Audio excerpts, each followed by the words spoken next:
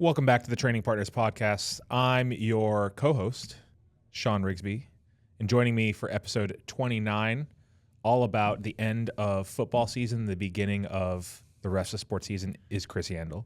Did you know that's what I was looking at when I was leaning over? What were you looking at? That there's been a few episodes where you have some Green Bay gear, but I see nothing but LA Kings gear. I don't think I've worn Green Bay gear on the podcast. You've literally had the cheese on your head.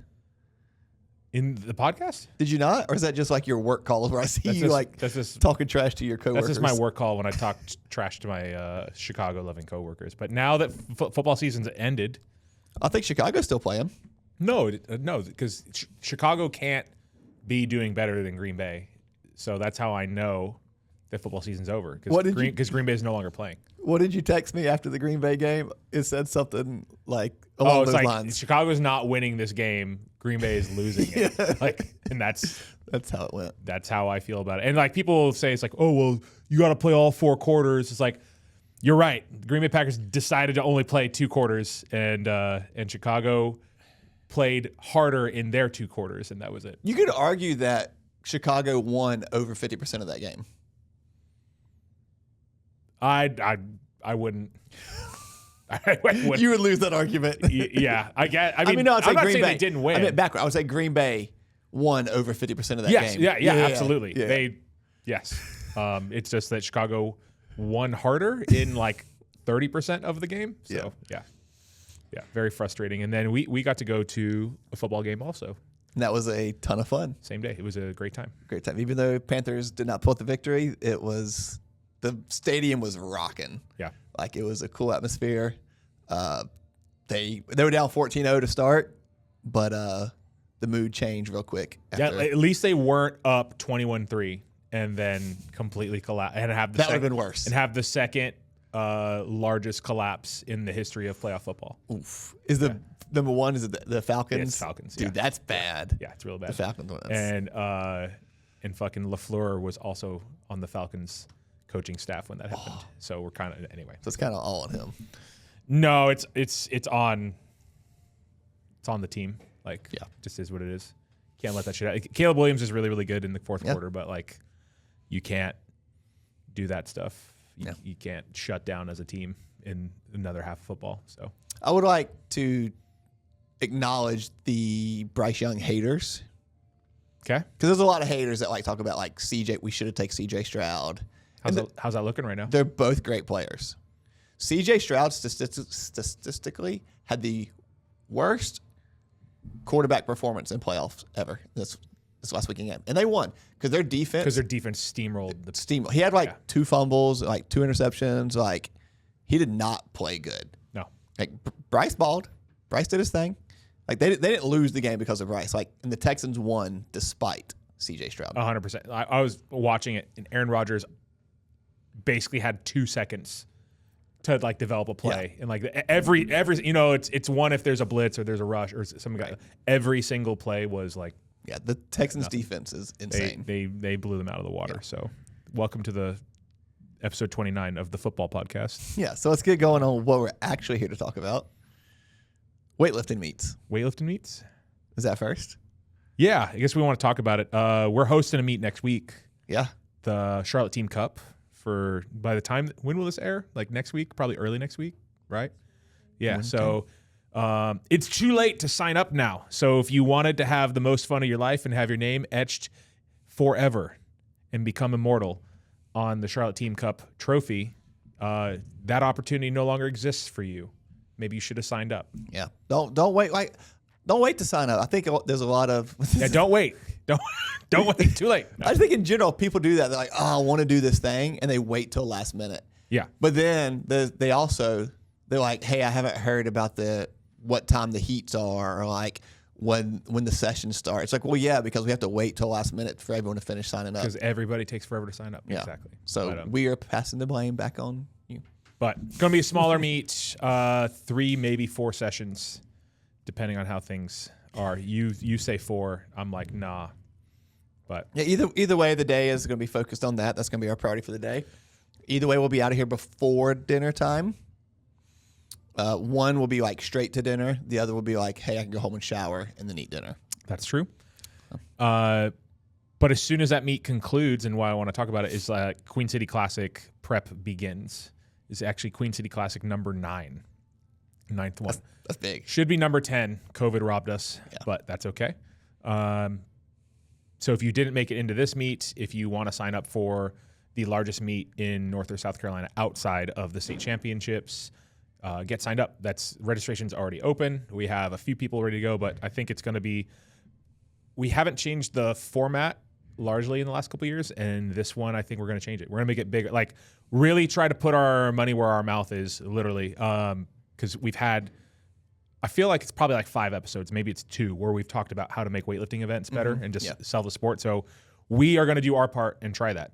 We're going to have, walk-up music for our like premiere sessions, like the 2 at the end of the day, men's and women's sessions.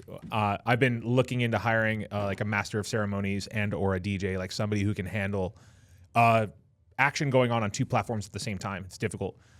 Everybody's going to get shouted out. Like we're going to start collecting your PRs, things like that. I'm literally, that's what I'm writing down right now on my to-do list is, does our intake form currently registration have that on there? No, we got to update that. That's what I'm putting down is to update that So form. we have a few people who are signed up who we don't have. We just reach out to them. The reason I haven't done that, I mean, it's not the only reason, but the big reason is that we open registration 6 months in advance. In 6 months, I hope you've already PR'd. Like that's for, true. For like our like very elite lifters, it's like they're a little stable, so they may not PR. But most people, honestly, it may not be your PRs by the time you come to the show. That's so true. I don't know if it's worth us just putting in the work and manually and searching them and seeing what their PRs is. Like that will take some time across 120 athletes. Because and also you can't wait till like, hey, when you weigh in, that's the best time to do it for like getting the most accurate numbers, but that's the worst time for whoever's preparing the sheet to like be ready to announce. Because like you want those notes, like in advance. Real broadcasters, they're studying those notes that whole week. They're like, hey, I have the Monday night game with the Falcons and Packers. I'm studying these players and that stuff. Talking it through, that's how we're gonna have to do it. We're gonna have to put at least the PRs, but we could still, for like primetime session, we can still study. Yeah. We can have like your achievements. Yeah. Your achievements club is obviously good. Maybe years in the sport, maybe how many meets you've done. Like Ansley, that's a cool one. Like, hey, this is your 54th meet. Like that's kind of neat. We'll be able to do that. But making it special, I think putting a little bit more, it's been a while. Like we're the only meet that does like lighting. And it is very, very basic and it has been. But we've done that, I think, the last 3? Maybe 4? Maybe more? Ever since we've been in this building, I think, because that's how it got started. Is our old neighbors, they did lighting, and we just borrowed/rented from them. I think since the 5th one, so this will be our 5th one doing like some sort of stage lighting. Yeah, that makes sense. And I'm gonna upgrade it a little bit. Like it'll mostly be the same, but what the goal is, hopefully, to get whoever the master of ceremonies is, or this DJ person, or it's probably I'm adding so much work to it. It's probably 2 people.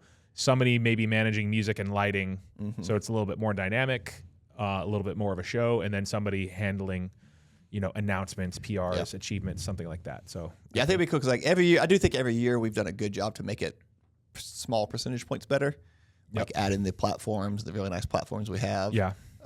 Even expanding our space here to where like the warm up platform is now, not the warm up area is like literally a whole extra 3,000 square feet versus like being crammed in there. This is like the next like big step. What do you think about cash prizes? I think cash prizes are great. I think you see hard for someone that's like in competition to win. Yeah. Yeah. I think cash prizes are good. People, we've had some good prizes in the past, but I think the banners are cool that we did last year for the 8. That was fun. The plates. That was kind of like a last minute decision. That was actually kind of a cool. Oh, the plate. Yeah. The trophy. Yeah. Yeah. Like I thought that was fun. Our arts and craft gurus, like they turned plates into trophies, and I thought they were really cool. The barbells were cool, but the free bar. Yeah. We need raffles coming back for this year. Raffles coming back. Yeah. Raffles coming back for spectators. There will be a spectator fee at the door as there has been in the last 2 years, but there will be a raffle for something more valuable than we did last year. So maybe cash rules everything. So yeah. Well, we could do cash prizes. One of the main reasons we haven't done cash prizes is one. I mean, just so as a business, to be realistic, there are costs to doing it. We definitely do profit off of our events, but that money has essentially been our travel funding for the year because it costs a lot of money for us to go around and support the athletes at all the meets that we do. You know, so we're doing. I mean, you've added me traveling for High Rocks too now. So like, yeah, High Rocks does its own events, but like it probably covers that. But definitely. You know, same thing. There's extra traveling. Traveling's got more expensive. So we have, you know, the Arnold's Masters / University Nationals this year, Nationals Week, finals every single year, and actually states Depends on where it's at. Oh, even though it's local because of hotel cost, it ends up being like a costly event. So we have 4 national events we need to travel for. So this has always been. I know we should maybe just move the logic, but for as long as I've been running the gym, like that's actually been its purpose. It's literally like how Taylor and I were able to fund international trips, and it's just kind of been that extension since. And so there's that component to it, but I also try to make sure we invested in every single person's experience, and that's where I don't love prize pools because like you only have so much money. So I'd much rather improve the experience of everybody and provide this competition, like the excitement, the increased production value, the music, all the lighting, all that kind of stuff, and you know, make sure that they have like a good quality T-shirt. We used to do beer. It's gotten a little bit more complicated over the years, but I like doing that and make sure every single person of the 120 who sign up have something they could say like, oh yeah, it's the best meet I've ever been to, as opposed to, you know, 6 people saying, oh, I won cash from that meet. I think I would agree with that.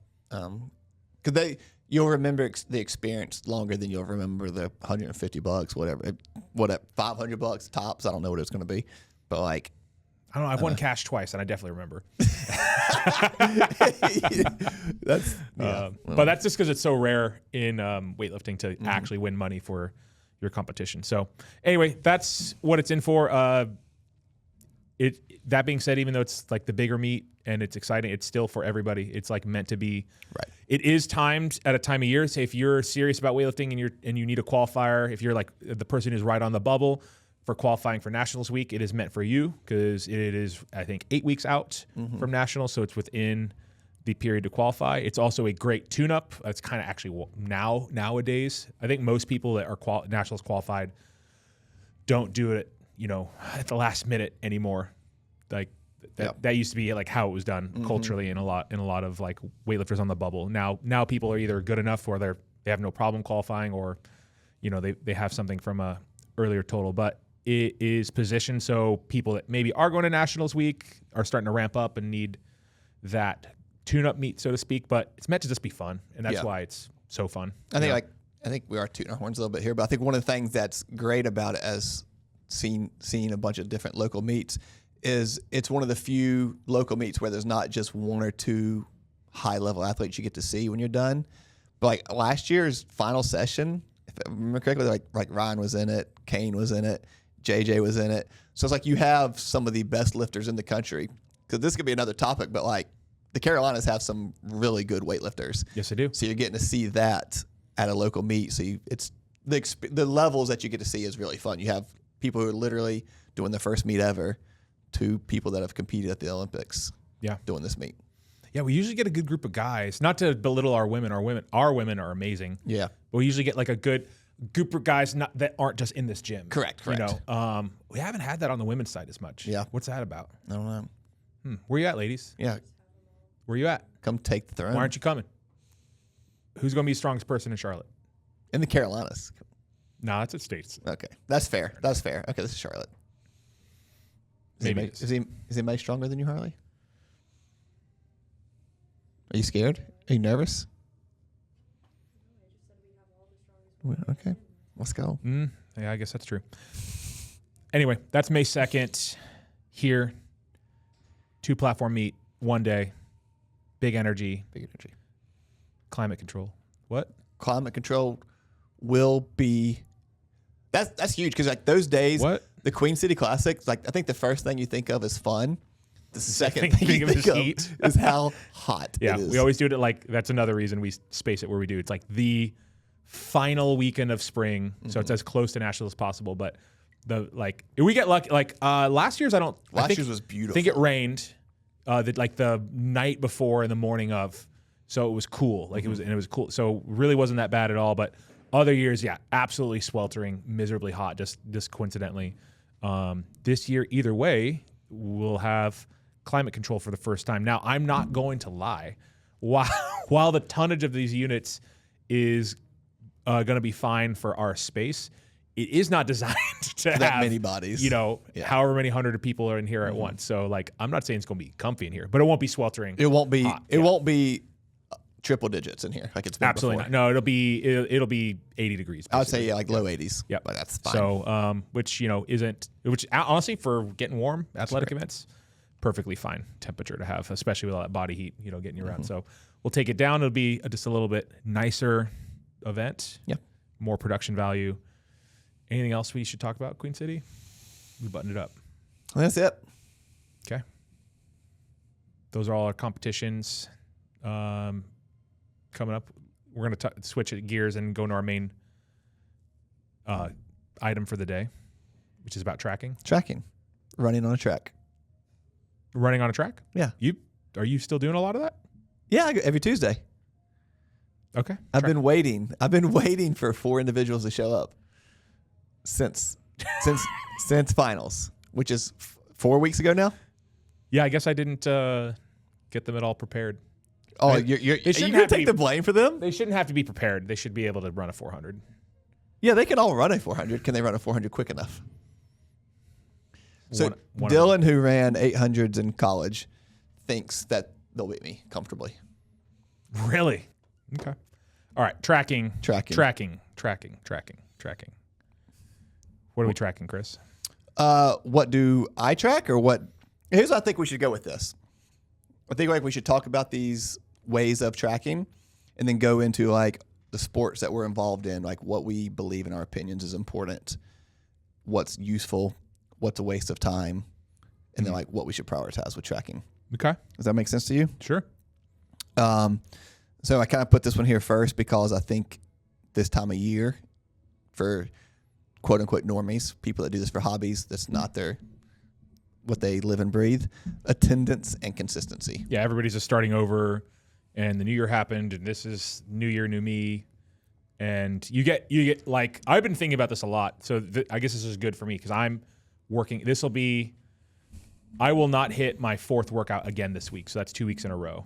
And that was my goal to do that. But I'm going to have hit 3 again. And I will say that that's 2 weeks in a row of doing 3 workouts consistently. Whereas like in the weeks leading up to that, I was not doing that. Yeah. So I've been actually okay with that. So every week I'm trying to do just a little bit more. Yeah. Habits take a while to change. And so like people come in and they're like, man, I'm going to change everything. I got a new Apple Watch for Christmas. I got this gym membership. I'm going on a macro plan, like all this kind of stuff. And like, it's too much change at once. Right. And I think we're all guilty of that, probably about something. Yeah.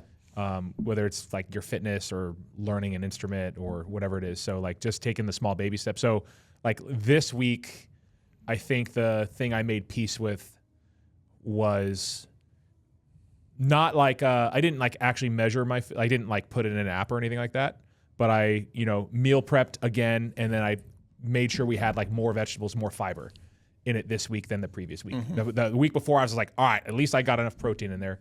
This week it was, okay, now I can try to add that element into it. It's like, okay, I moved the needle on it. So, but that was like twice a week consistency, right? Like got it done. And so what I'm trying to do, this is part of like Dane Miller's 90 days. It's been a great framework because he has way more stuff in there, but he's even dripped it as like every week try to add this. I think this week he's trying to push people, get outside and walk for 15 minutes every day this week, sort of stuff. And so I'm trying to do as much on that checklist as possible and keep moving the needle. So if I continuously do 3 days a week over 90 days, that's that's 30 days of training. Yep. Out of that, like that's more than I was doing. That's great. Before. It's not. I don't love that. I don't love saying that aloud, but progress will have occurred. Yeah. So that, to your point, it's just that be consistent and actually show up. Right. Yeah. Houston did a really good job on the last episode talking about like really focusing on just the small pieces and growing on it. Yeah. And then what my brain went to is the way my OCD works is me and Sarah got a brick like you and Taylor have, and I love that we have one at the gym so I can use it here and at home. But every day I just like look at my average brick time, and like today it was 1 hour and 27. It's like, all right, I'm gonna brick my phone for at least 1 hour and 28. Oh, you try to PR? Yeah, every day. Every day I try to PR just 1 extra minute every day. Yeah. Now, obviously, we know like since it averages out, the longer I go, the slower it's gonna grow. But like if we get to where we're like 3-4 hours a day of my phone being bricked, like that's huge. Yeah. It's reclaiming some And of like your time. if you ask me to do that like day one, hey, go brick your phone for 3 hours.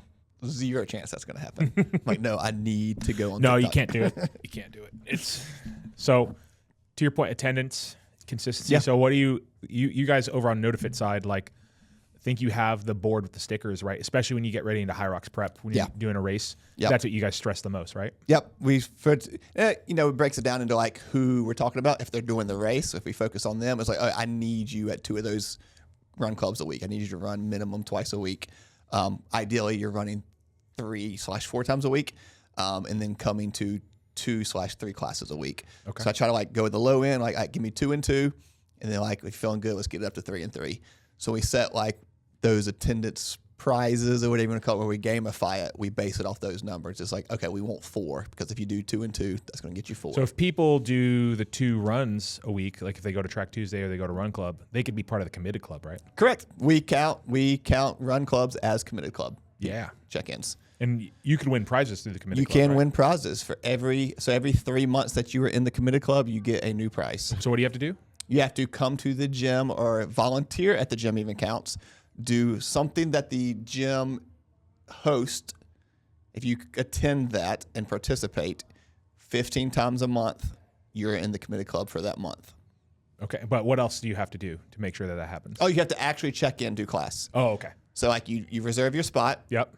When you walk into the door, there's this beautiful iPad. If you've already reserved your spot, you can just tap your name. It automatically checks you in. It's really easy to do. Really easy. If you've not, you just type your name in and choose which function or event you're doing. It's like no problem. It's If you were coming to work out in the gym, like if you were coming, you were training, it'd probably be the easiest thing you do all day. It should be the easiest thing you do all day. Yeah. There's no way there's anything. There's just easier. like no possible way it'd be you could not do it. no Because possible. it's like in the door.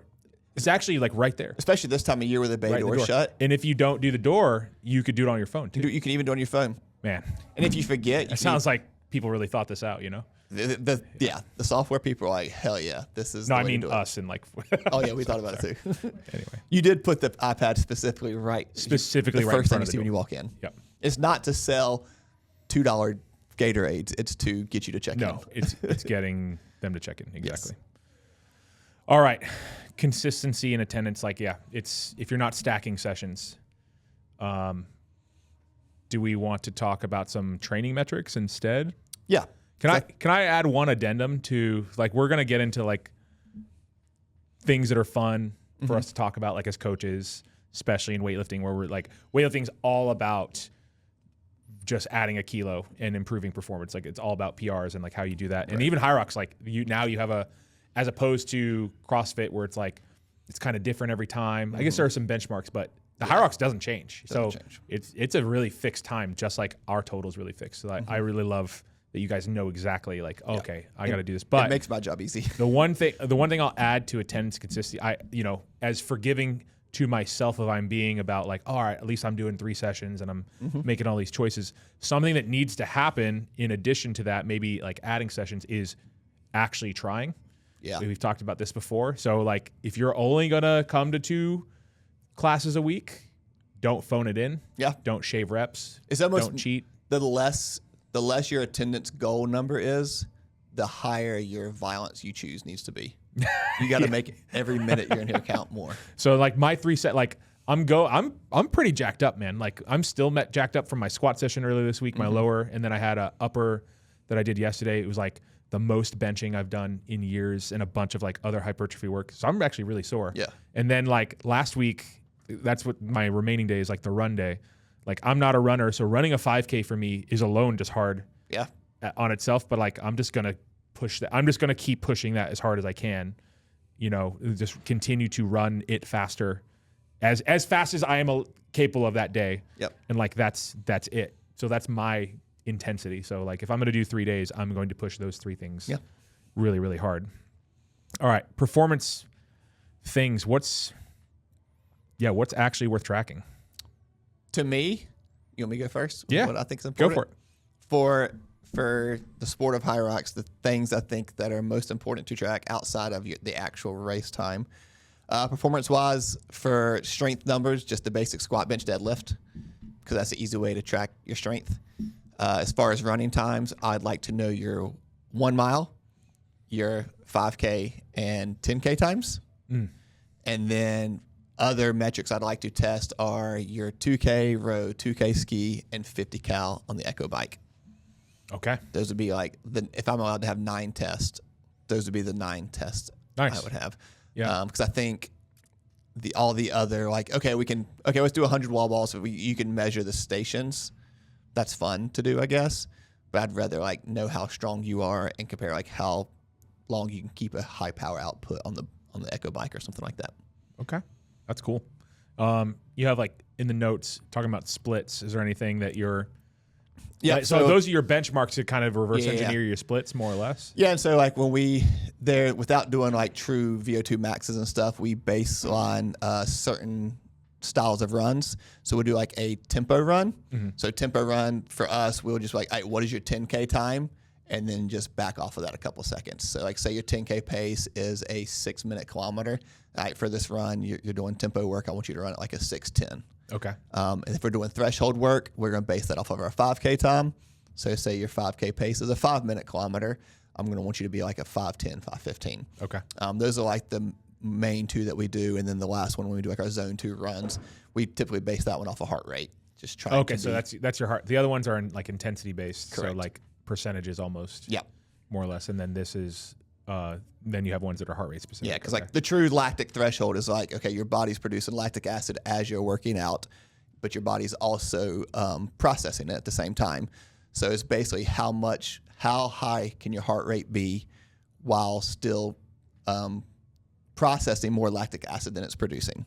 So like that's the threshold. When it switches, okay, now we're going to start diminishing the pace that we can keep. Yeah.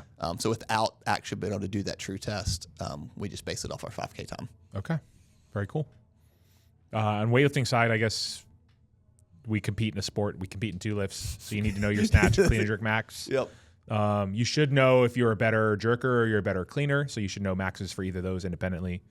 Back squat, front squat, 1 RMs. Like we do track like 2, 3, and then, for our strength lifts, like 5, 8, or 10 RMs. So we'll track those things just to have them so you can kind of see, are you better at producing power in absolute, or are you better at like kind of strength endurance and repping stuff out? And if something's missing, we'll try to address the piece.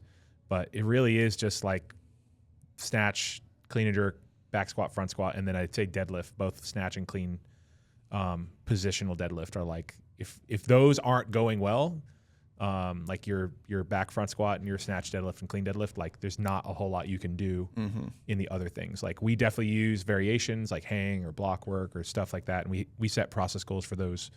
But you can't fix a weak person. But like you can't out perform a total if you just don't have the strength. So like your capacity limiter is the overall endurance capacity. Correct. For the most part, probably, right? Yep. So like outside of having like very obvious glaring weaknesses, like if you just can't lunge, like if you have a big imbalance when it comes to like single leg work, then like okay, we need like to the fix that. 10K really matters. If you can't do a 10K, you probably can't do a high rocks because there's 8K in there. Correct. Plus a bunch of other stuff where you're jacking Exactly. your heart rate up, right? Yep. So that'd be your thing right there. For us, it's like, do you have the force capacity abilities?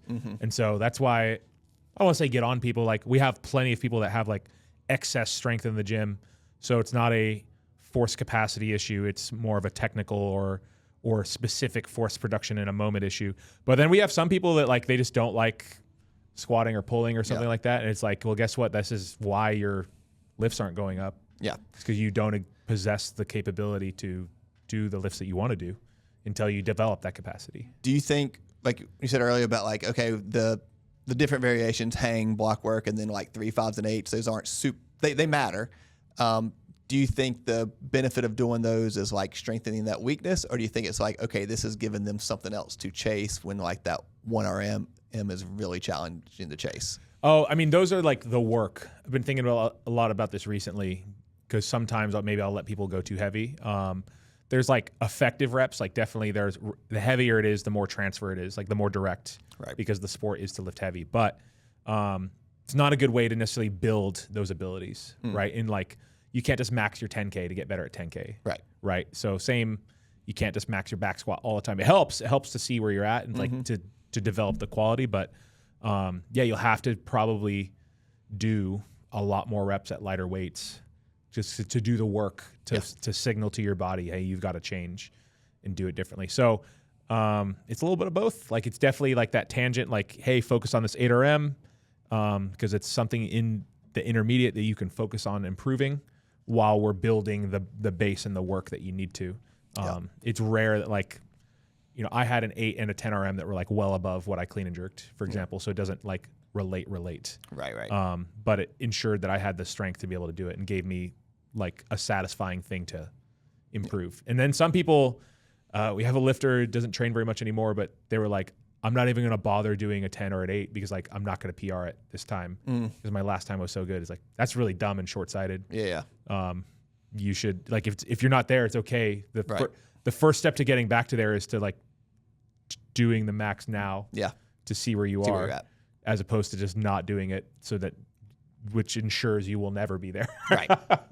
Yeah, that's a tough one because like that goes back to like the mental aspect of like, hey, I'm not what I once was. Yeah, I feel that way all the time. I understand it. Like, it's tough. It's hard to want to do the training that I'm doing. Like I was getting my ass handed to me with some weights that I've done for 20 the other on Tuesday or whatever. But the alternative is to not work. Yeah, that's not the answer. And I'll tell you, that's what got me here in the first place. Exactly. So do more of what's not working or get back to what works. Exactly. Those are your two choices. All right. So those are the things we kind of track. So some time domains. When you're thinking about your benchmarks, how are you trying to progress them? What sort of timelines are you looking at? For as far as like getting them back to, or how to like improve them, like measuring improvement over time. So for us, like for running, typically we go up in volume for 3 weeks, then reduce, and then back up for 3 weeks. So we try to focus on like 12-week blocks. And then when we do like our runs and our rowing and ski tests, I like to do those over just like a 4-week block, just because specifically the row and the ski, 'cause that gets boring to me. Okay. To just focus on those, like if you're just rowing 2-3 days a week. That's how I feel running. Yeah, but running's better because like the scenery's change and you're moving. If you're outside running, running. Yeah, if you were on an air runner or treadmill. That's why I don't run on the air runner. Yeah. But like on the rower and ski, and there's a lot of people that do this in high rocks. I think if you have bad knees, whatever you have, and you're incapable of running a long distance or a lot of volume, I think replacing it with row and ski is a great alternative, or bike. But I just don't think it's going to carry over as much personally. Like the sport is running, so you need to run as much as possible. Yeah. But if we have a knee injury or whatever where we can only run so many miles a week, then we need to still get in the cardiovascular work through a different means. Okay. Nice. Yeah, we run. I don't expect things to happen in a day, like several weeks. Like, so you don't walk in, and if you've never done it before, you'll probably PR it. And that's fine. But it's unlikely that when you get exposed, I use that word a lot, like exposed to movement or training, that like you're at your best on the day one. So it takes several weeks. So we'll write usually 4 or 5 week training blocks with like kind of the same exercises before you should start really seeing the progress, or before they become monotonous enough to where like you're not getting a good training effect. And that's, so to your point, it's kind of what happens is like they get boring enough, right? Or something. Really, your body just adapts, and so you have to change the stimulus. And you could do that. You could keep your same movements if you just change like how hard are you, like what reps are you using, or how hard are you working at it, stuff like that. So I think for us it's easier because we have so many different movements. Because like we're rowing, I'm keep going back to that, but we keep rowing. We're rowing and skiing at least once a week in the workouts. Because like our classes are kind of split in half. The first half is like we're focusing on improving measurable numbers, and the second half it's like, okay, this is the workout. We're just going to push hard for 20 to 45 minutes, just depending on the day. but we can spend 4 weeks of focusing on that first piece of like, we can just row for 4 weeks, 2 to 3 days a week. Yeah. Where then, okay, the next week we can switch, or the next 4 weeks we can switch to ski, but we're still rowing in that second half of class. We're just not focusing on pacing as much during that. Yeah. Where y'all like, no, we just got to, okay, instead of coming from a low hang, we're now going to a high hang. It's changing the movement. Yeah. And there's like intended technical outcomes, and there's, I mean, even just training, like, so like different variations stress your muscles, your body, like differently, because they're in different joint angles, and so you're gonna strengthen, you know, the tissue in this specific thing when you work at it, and so hopefully we do that in an order that hopefully like creates an outcome. Right. Essentially, it's called like phasic structuring. So you're like building these qualities so they kind of like cascade into one another. We don't do it like as classical periodization where they used to only work.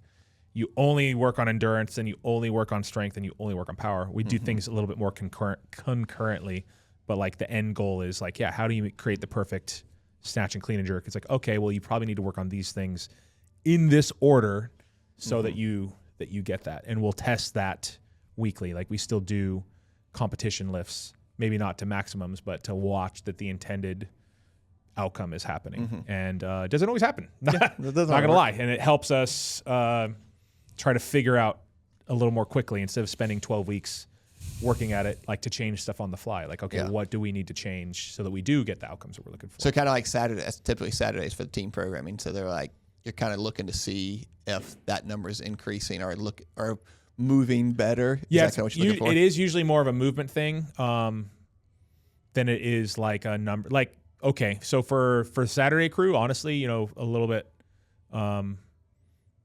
lower.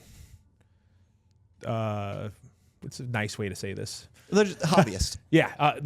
They're lifting for fun, you know, sort of thing. So you're looking at like what you should see is that high percentages for them are now moving easier. Like they're moving technically well, but they're moving easier, which indicates, like that's not their PR anymore. Yeah. That's what you want to see. Like, and I'd want to see that from an elite athlete. When I see that like their 90 to 95% are moving easier, it's like, okay, like it's working. So I guess it is the same thing. I'll say like usually at the higher level, like there's a bigger technical part of it because you literally can't train maybe as heavy as often or as much as stress as you can't be pushing for PRs as often. Right. You have to plan that part. So it is a little bit more like, okay, is this range moving easier and better, as opposed to like on Saturdays, like I should kind of see you lifting near PRs relatively often. If they've been lifting a long time, like they're going to be in the same boat, regardless of like how advanced they are or not. You know, if you've been training a long time, you're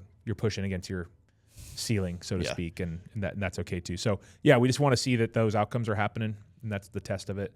The problem is that you have a lot of things going on in your life, and nothing's guaranteed on how you're going to feel that day when they come in. Yeah, that's very true. A lot of times it goes back to the original point you made about attendance and just being consistent. Like even if you're not able to give your all that day, it's okay. It's like recognize that. And it's like, okay, we got to go lower that day. We can't, if on the high rock side, maybe our pace has got to back off. On your side, maybe the percentages got to lower, but like we can still focus on other things and still get those reps if your life doesn't revolve around training, you do need to go more in that direction of, okay, I'm showing up more days than not. And if I come short of the percentages or if I'm overreaching on the percent, like that's okay. Just kind of, because once you start stacking up those things, hopefully your life isn't a fucking dumpster fire all the time. Yeah. If it is, like, figure that out. Yeah. Like, I'm serious. Figure that out and your training will go better. It's happen all the time. Yeah. So I think also something too for us as coaches to remember too is sometimes I catch myself. I won't say you do this. I've caught myself being like a newer person or someone who's like not at that elite level, or they're like I consider them a hobbyist. I see them get upset. It's like, why do you care? It's just a hobby. I definitely have never said this to anybody. I've internally thought it. But then I have to like catch myself like, no, like you should be excited that they're upset because that means they actually care. Yeah, they care a lot. They care a lot that like they didn't perform to what they wanted to, even if in my own opinion that they're not an elite level yet, but they're still just trying to better themselves. Yeah, that's a mindset we would hope to all have. But it's okay. Yeah. Okay. Those are our timelines. Do you want to go into like the non-training ones, or do you want to talk about volume at all? I kind of touched on it. For me, the biggest thing I measure is total mileage. Okay. That's like the most important thing to me when it comes to Hyrox training. I do keep an eye on like when we're like right now, since we're kind of in season, we started our in season prep. We're in like just a straight up maintenance phase when it comes to our lifting. So like it's just like medium volume, lighter loads, just to like keep strength. We're not going to try to PR any lifts right now. But I'm just tracking our total mileage for our 3 runs that we do. I add the Saturday workouts in there too. Same thing I said earlier. 3 weeks we try to go up by 10% and then just drop down on that 4th week. Nice. Just so they're not just constantly going up. Get a little bit of break in there. Yeah, mileage is a pretty consistent, safe way of doing that. Yeah, I think it's just tough too because like again, I feel like it's even more so on the Hyrox side because we get a lot of people's backgrounds that are like, hey, my background is group fitness. That's what I enjoy doing. And so they're not used to tracking anything. Or right. Like they just show up and do whatever is written. And then sometimes they don't come on all the run days. So it's like, okay, they came to 2 of the run days last week and they've come to 3 this week. So their mileage went up a ton. Yeah. So in a group setting, that's really hard to like keep track, but I program it as if they're coming to. That's tough. What I assume they do. Yeah, because if you go from like 0 miles to a ton, you're going to be in a lot of trouble. That is how you can get injured. You have to be. I try to like remind them of that. Like, hey, if you haven't ran an 8K before and you come to the Thursday Run Club where we're running an 8K and the most you've ever ran is 3, you should probably do 4 or 5K today, and that's okay. And then build up to the 8K. Legit. So for my run this week, there was a 10K program. You shouldn't do that. And I'm like, I'm not doing that. Good. I ran the 5K last week. I don't ever really run. Like I have run 5Ks, but like I was in no running condition, and 5 was already probably a lot. Yeah. To start with like an aggressive goal, but I just wanted to do it, and so I'm just going to continue to move that forward or some variety of that. Some silly, but like doubling the mileage on something that was already like kind of max effort endurance test for me isn't a good idea. You should do a 6K at most, or a good idea for them, right? Yeah. So we track, a lot of things as far as, but like I think the biggest ones, I'm always watching the number of lifts. So we, change that week over week. I got away from tracking total tonnage, and I think I'm going to start doing it a little bit more because if you do your number of lifts, if you do 30 snatches, the stress on the body is different than if you did 30 squats, right? Because the tonnage is going to be way, way larger. And like we rarely do 30 squats. So it's in a day. There are periods of time we do, but I intuitively know tonnages are higher on days we squat. And so that the days following that, we don't ever stack multiple days. Like our training system is just set up to where those days are kind of separated to where you have high and low sort of tonnages and volumes. And for you only kind of rep at 60% or above? Oh, yeah, yes. 60%, I do still count that. But yeah, anything below 60% is practice. It's a warm-up. And then I'd even say now, unless it's strength work probably. So if it's a snatch or clean and jerk, it's basically useless. That doesn't mean like we don't do it. It's just like as far as like stress on the body, it's non worth tracking. You have to like probably start at 70%. So the thought question that came in my head, because this is the way I do it. I'm just curious on your thoughts of it when it comes to like accessory work. So obviously I track all my accessory work and log the numbers. And I'm going to make something up. Say I have Arnold press today and I have 8 reps. Even when you program this, you typically don't put percentages or numbers in there, right? You just like, hey, we're doing 8 reps for the accessories. The accessory work. I do not. So I want your feedback on how I do it. See if this is dumb. I go back and look. Okay, what's the most weight I've done for 8 that I've logged? Okay, say it's 35 pounds. So I'll go. I got 3 by 8. So I'll start my first set. I'll do it 30. My second set I'll do it 35. And then if that felt fine, I'll go up to 40. That's great. Okay. Yeah, that's a really good, simple. Like, I think we get in the habit of not pushing our accessories because they're not very exciting to do. So I've had to start putting in like rep maxes into a lot of their programmings. So it's like I'll kind of trick them and be like, hey, load what you think is a 10 rep max in this accessory exercise, and let's see what it actually is. And it's it's usually light enough weight or an exercise that isn't super stressful. If you do a 10 rep max, you're not doing this on a deadlift or squat.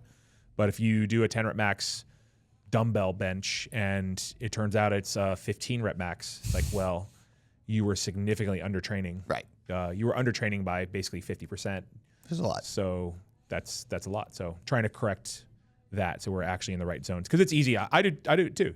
Use weights that you're like, oh, this is fine for 10, but it's not super stimulating. We don't always need to be going to failure either. Right. Like I'm not a big fan of that, but like, you know, if I write 3 sets of 10, like the most you should ever be able to do is like 12 for that, to be honest. So yeah, that's a great simple way of doing it. Okay. Just look at where you've been, because you shouldn't be so bad at it that you can't do basically what you described as like, you know, 90% of it. You know, if it's been a while and it's like a really tricky movement, that's fine. That's why I like to start at least 5 or 10 pounds below and be like, all right, and base how that felt. Oh, that felt easy, then I'm going to go up. Yeah. You know, and if you find out that it's that difficult that day, that's okay. You just stay there. You can still working. But at least you started like, okay, this is where I've been. Let's see where I can go with it. Cool. All right, that's gym stuff. Recovery. Yeah. This is kind of what sparked this whole topic for me, is because I want to get back into tracking this stuff for me. Brief history on me tracking this stuff. I was a Whoop guy for a while, but I don't like wearing a wristband all the time, just because like the skin irritation, you sweat in it, then it gets gross, and like. So you're making the switch? So I'm strongly considering it. So then I got, once my Whoop subscription canceled, I was in the mindset of like, okay, because I got a lot of numbers I knew. It's like, okay, my sleep is trash when I eat like crap. I have 1 beer, my sleep is trash, my recovery is trash. It's like I learned all these things. It's like, okay, I don't need to learn anymore. I know it now. I'm good. And also like dealing with the irritation. I was like, this just isn't worth it. So then I got the new Apple Watch about a year ago, and I was sleeping in it. And when I got the flu last year, 2 or 3 days before, 3 of my vitals like skyrocketed before I was actually feeling sick. Yeah. So that was really cool to see. I was like, oh, okay, now it's kind of back in flu season. COVID's coming back. Whatever's going on, it'd be nice to like get a heads up if I'm a little under the weather, if I need to like change my training for that day. So I'm trying. I've been tempted with the Ring. Haven't ordered it yet, but so that's why I asked you about it yesterday. And then I kind of wanted to chat about like, who's it important for to track recovery, sleep? Should we all be doing it? Should only athletes be doing it? Yeah. So like she can edit this out. I want to wrap this in like 10 minutes just because we've been going so long. Okay. Chris. So we'll try to speed it up a little bit. But that like, works. We're only at 58. Oh, okay. So we're not too terrible, but cool. Even so you can eat and everything. But like there's a lot in here I think we already touched on, honestly, in the middle. Yeah. So let's do this portion, like this recovery and subjective feedback, and then let's kind of end with like, I guess if it's big picture takeaway, like give direction, you know, like hey, what we've talked about what we're tracking as programming and coaches, but like let's give direction to what people can do. Okay. Right? So that'll sound all right? Yeah. Sorry, man. That's I know great. You got this whole thing, but Oh no, you're fine. trying to keep, because we had the Canes episode was almost 2 hours, right? Last one. Was Okay. it really? So I think, you know, we probably over a year now, like a year and a half, we've had the Aura Rings. I spoke to a lot of, like, not a lot sounds like a lot, but it's like, but like 5. So different experts, mostly on sleep. So people who are university professors, or they're working, like that's their profession, like they're working privately, about, hey, which do you prefer? And at the time, the Aura Ring seemed to be more accurate than the Apple Watch, something about how the technology is using it.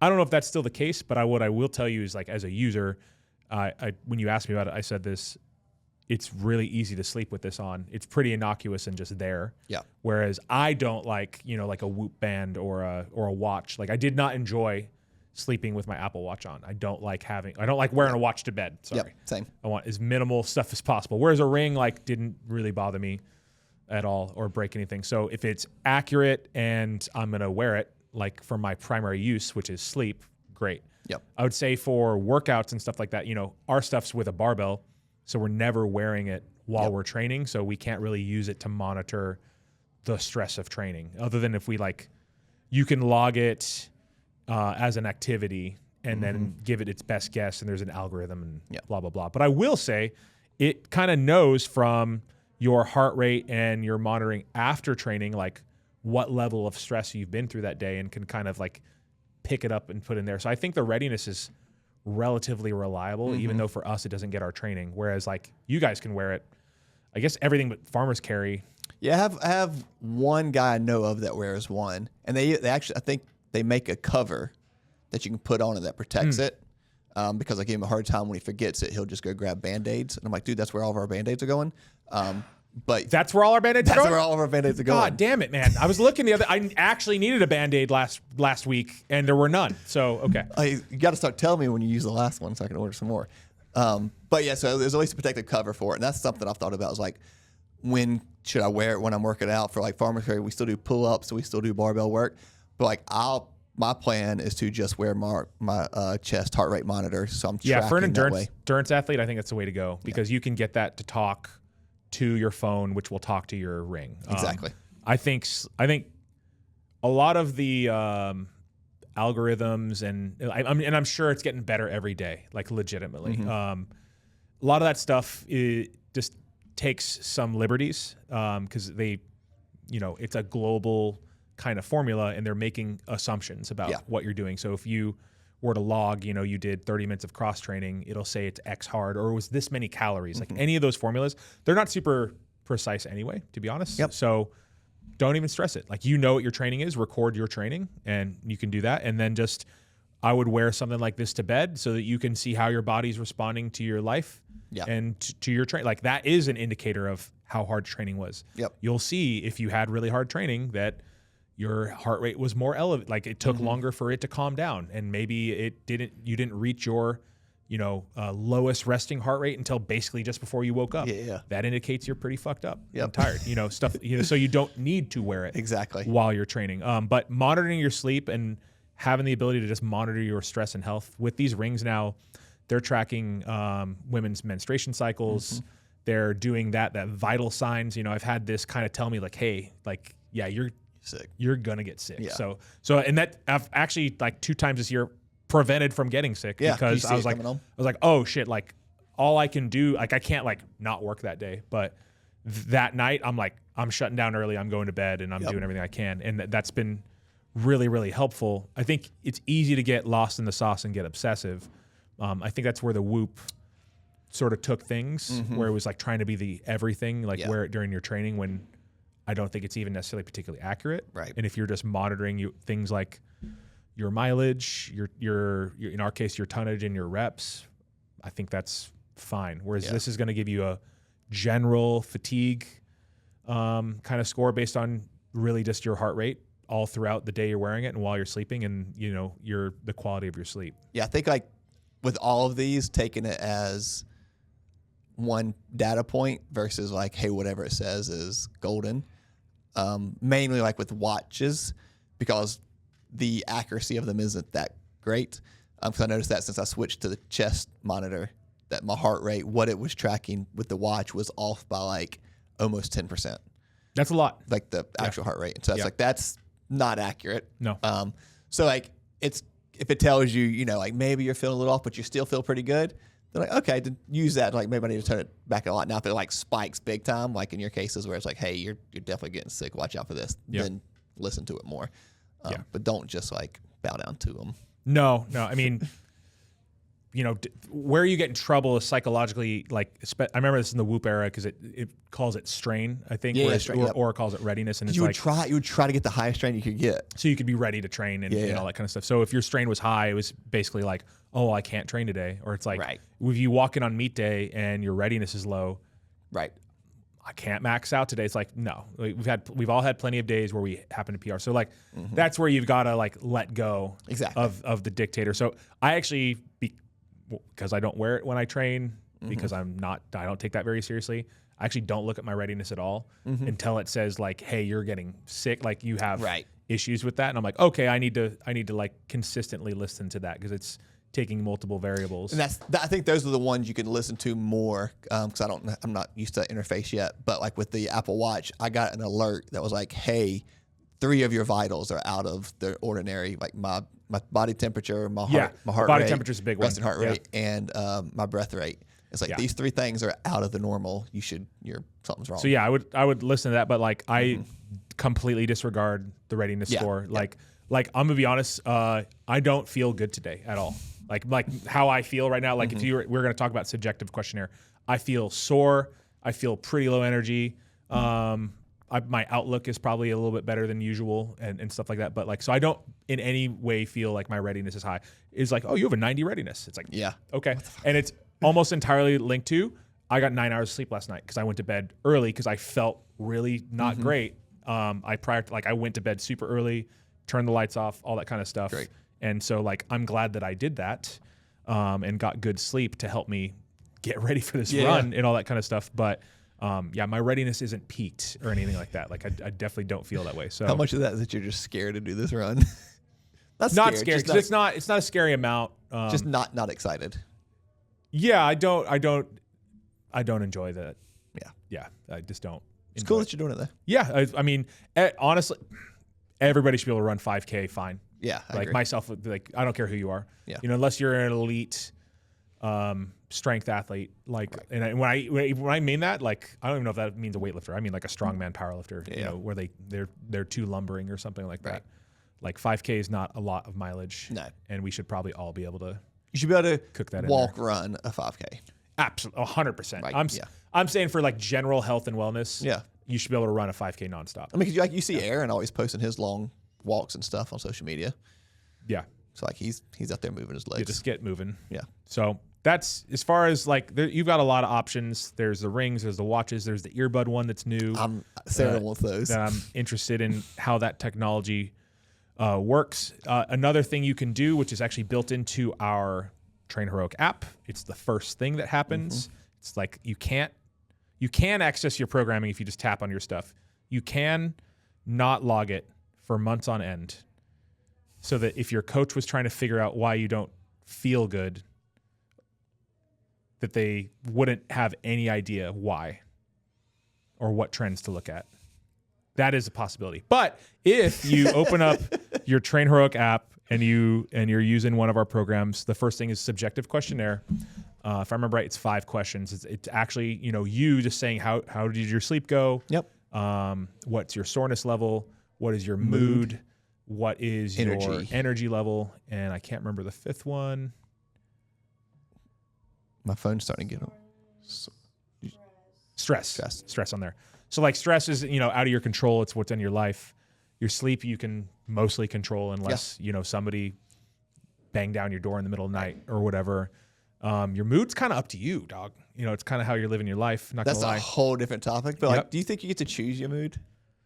Do I get to choose my mood? Like we as humans, do we get to choose our mood? Like I know our mood is impacted by things. I guess it's whether you believe in free will actually exists or not, but ultimately, so I don't know. I'd say you can impact your mood. You can choose to be in a bad mood or a good mood. Like you're all those other things, like your stress level, your sleep, how fatigued or your energy level from training or your lack of recovery or preparation. Yeah, like those do play a role. How sore you are, like those are things. So if you use Train Heroic or you can log it any other way, you can just rate those from 1 to 5, and you can catch trends over time. It's like, man, I'm reporting that my sleep is always poor, but Oura Ring says my sleep is right. It's like, well, what's the disconnect there? So we need to figure out why you feel that way, even though it's saying you're fine and what can be done about it. Or like, hey, if you're logging like every day, Taylor's Oura Ring says her stress is through the roof. And like, there are days at her job that I understand that she'll feel that way, but it's not like, I doubt she would score a 5 every day, so it's good to kind of like check this wearable that's maybe still a little imperfect, right? And you to give your perception of what's going on. Yeah, because like her view is like, this is just every day. So like she may be rating it low because she's used to it, but in reality, it's like, no, that job is really fucking stressful. Yeah, maybe it is. Maybe it is. Like that's a really valid point. And maybe it's telling her it's like, hey, you guys need to chill out, figure that out.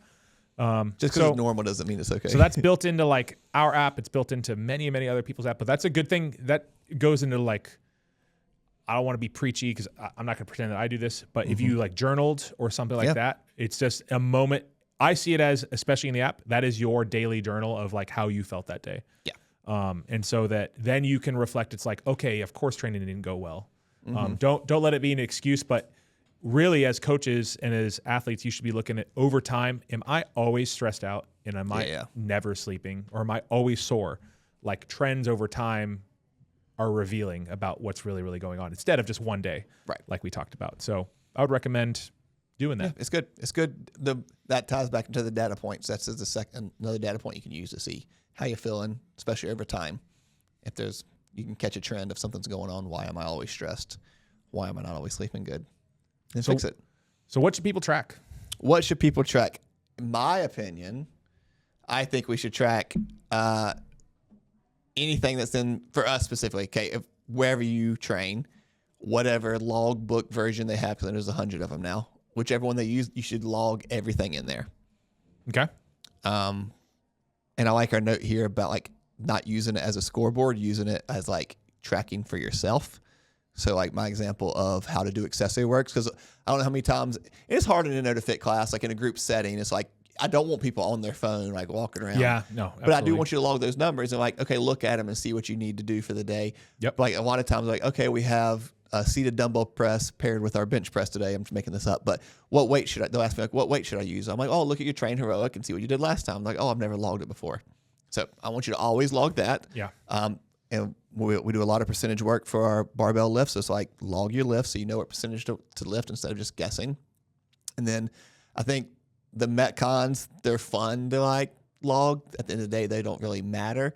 That's more, it kind of gets into that comparison area of like, are you comparing yourself against other people? Like, is it a scoreboard at that point? Yeah. But you can go in there, give each other fist bumps. It's fun. Some people use it as a tool. They're like, oh, I saw the morning person did this. I want to try to beat them. It's going to encourage them, but they're not going to go like talk shit afterwards. It's just for something to encourage them. No, it's still fun. It's not, you know, that might be the favorite thing about the Open is not the CrossFit Open, by the way, not the where am I ranked in the world or anything like that's fine. That's cool. It is cool to measure yourself. Like I very, as a competitive person, measure myself in the things that I compete in. But just to see year over year, because there's so many repeats in there. It's like, oh man, in 2013, like I did X time. Yeah. And you can see your progress by just continually showing up. So we're talking about the same thing. Mm-hmm. You don't need to pay $20 to sign up for the CrossFit Open and do benchmark workouts. You can just see over time. It's like, oh wow, I got better. Man, I did bench press that one time.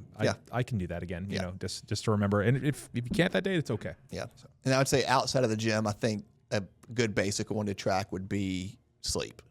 Yeah. So like how many hours of sleep are you actually getting a night? Because I think that has a huge impact on us. Absolutely. I mean, sleep's everything. It's the number one performance enhancing thing you can do is ensuring that you get a good night's sleep. Nutrition, we didn't really talk about that at all. Nutrition. We talked about it a little bit last week with Houston. So for that, and I got Sarah a nutrition plan coach, kind of it's like a group coaching thing for Christmas she wanted to work on. And I really like what they're doing. They're like slowly building it, but like they're tricking you into counting some calories or some macros. But it's like the only two things they care about, and I agree with this, is protein and calories. Because like, okay, you got to get this amount of protein, and here's the calorie goal. So you want to be in that window. Whatever you do with fat and carbs, we don't care. Just get the protein and be in this window of calories. Yeah, I think we're trying to come up with the average person thing. Yeah. And so if you have an app like ours, like Train Heroic or whatever you're using, log your training, absolutely record that all the time.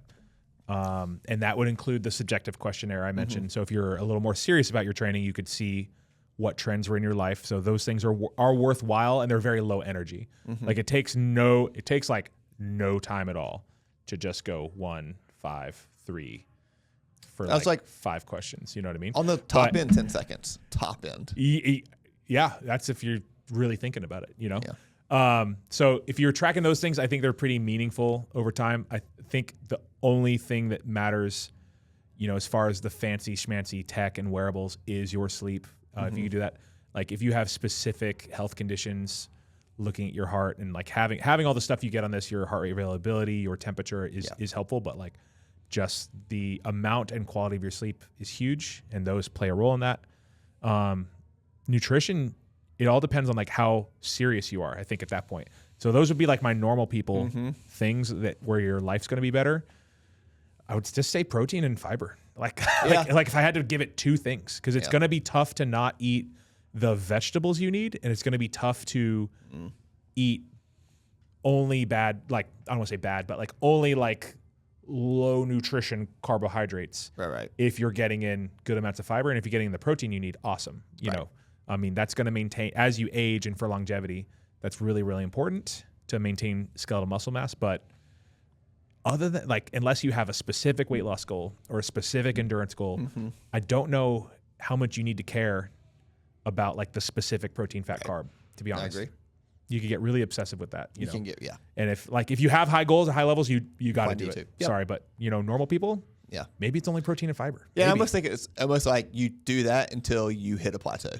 Yeah. It's like, okay, I've done this for 6 months now or 4 months, whatever it is, and I'm not seeing any improvement. You probably gonna have to take that next step. If you're low energy, you'll probably have to add carbs for the most part, right? Or if you're not losing the weight you want, you'll probably have to reduce fat. Probably. Those are like really general assumptions. Everybody's different. Yep. But if you're just every day, just like, hey, I'm living a busy life and I don't want to count every single thing. You get really obsessive with that stuff. Just be like, okay, am I getting the protein I need? Am I eating fiber as opposed to only, I don't know, boxed mashed potatoes, which is a real thing. Is it delicious? Some people do. It's their main source of carbohydrates. I think that'd be everything you'd need to know. Yeah, I think so. And I think we didn't go into too deep, but the little things that are important. Don't get caught up in those like small things are good. Don't get caught up in like, hey, I'm jumping on the scale every single day. Hey, I didn't PR every single week. So like, don't go overboard with tracking. Yeah, I don't know if it's valuable to weigh yourself every day. It's not. It's not. So week over week. Yeah, because so many factors can change that. All right. There's a lot more we could dive into that, but we're gonna wrap it there. Yeah, I think that was great. Track your stuff. Track your training. Training. Get good sleep. Eat protein. Eat protein. Yeah, we could have done that in 3 minutes. Gym 10 laundry. All right. We'll see you guys next time. See ya.